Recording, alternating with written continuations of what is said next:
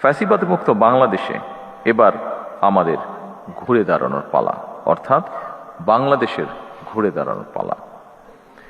দেশের জনগণ বর্তমানে এনবিআরকে একটি নির্ভরযোগ্য এবং বিশ্বস্ত প্রতিষ্ঠান হিসাবে প্রত্যাশা করে। দেশের জনগণ, বিশেষ করে করদাতাগণ, এনবিআরকে তাদের আস্থাভাজন প্রতিষ্ঠান হিসাবে দেখতে চায়। দক্ষ এবং টেকসই রাজস্ব ব্যবস্থাপনার মাধ্যমে জন আস্থা অর্জন সম্ভব, যেটি আপনাদের কারো কারো বক্তব্য থেকেও উঠে এসেছে। করদাতাতে সেই প্রত্যাশা পূরণের দায়িত্ব আপনাদেরকে অবশ্যই নিতে হবে।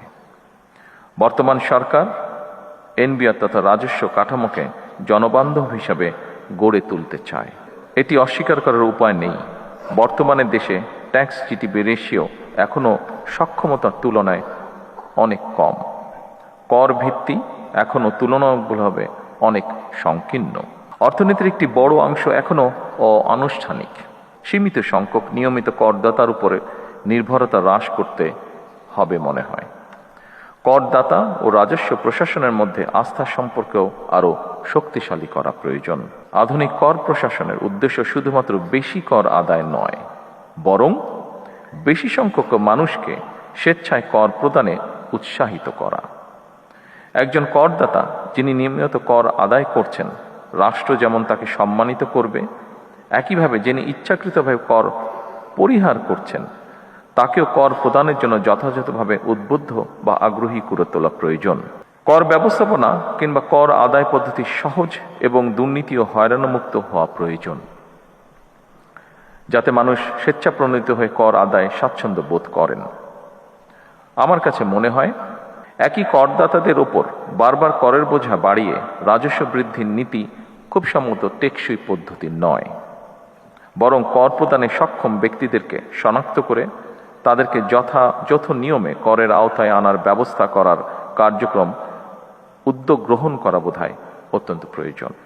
এই জন্য ডিজিটালি আধুনিক ডাটা ভিত্তিক কর প্রশাসন গড়ে তোলার খুব সম্ভবত কোনো বিকল্প নেই।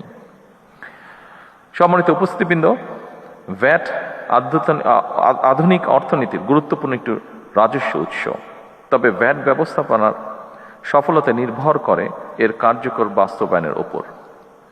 ভ্যাট প্রশাসনের জটিলতার কারণে যাতে ব্যবসা বাণিজ্য বাধাগ্রস্ত না হয়, সেটিও আপনাদেরকে কষ্ট করে নিশ্চিত করা প্রয়োজন।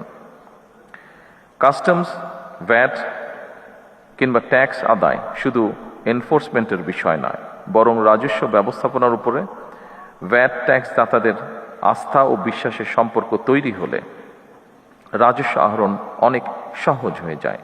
সুতরাং দক্ষ ব্যবস্থাপনার মাধ্যমে জাতীয় রাজস্ব বোর্ডকে এমনভাবে গড়ে তোলা প্রয়োজন যেখানে মানুষ এই প্রতিষ্ঠানকে ভয় না করে বরং বিশ্বাস করবে।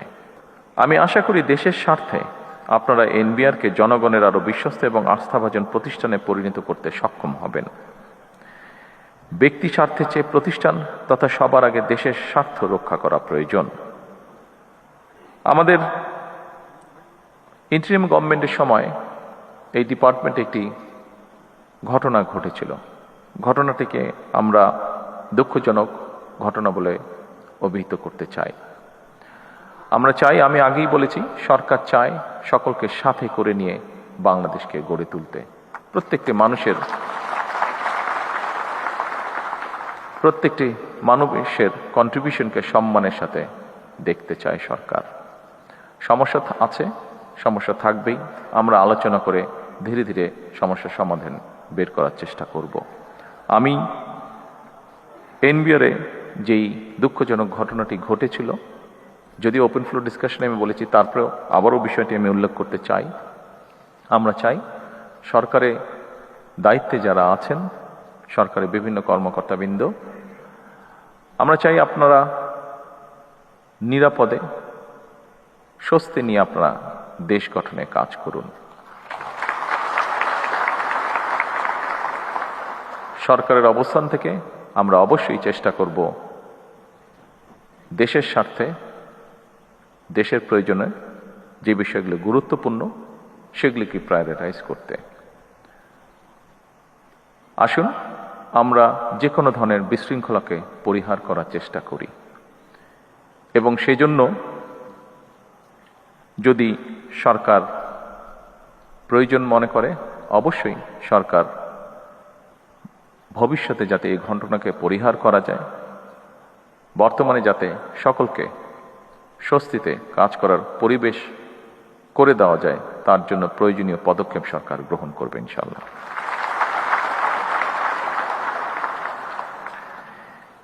এবার একটি আশা, সম্ভাবনা এবং প্রত্যাশার কথা বলে আমার বক্তব্য শেষ করতে চাই। গত ফেব্রুয়ারি মাসের মাঝামাঝি থেকে জুনের শেষ পর্যন্ত সময়টিতে রাজস্ব আহরণের পরিমাণ ছিল ইতিবাচক। এটি প্রমাণ করে আপনারা পারেন, আপনারাই পারেন এবং আপনারা অবশ্যই পারবেন ইনশাআল্লাহ।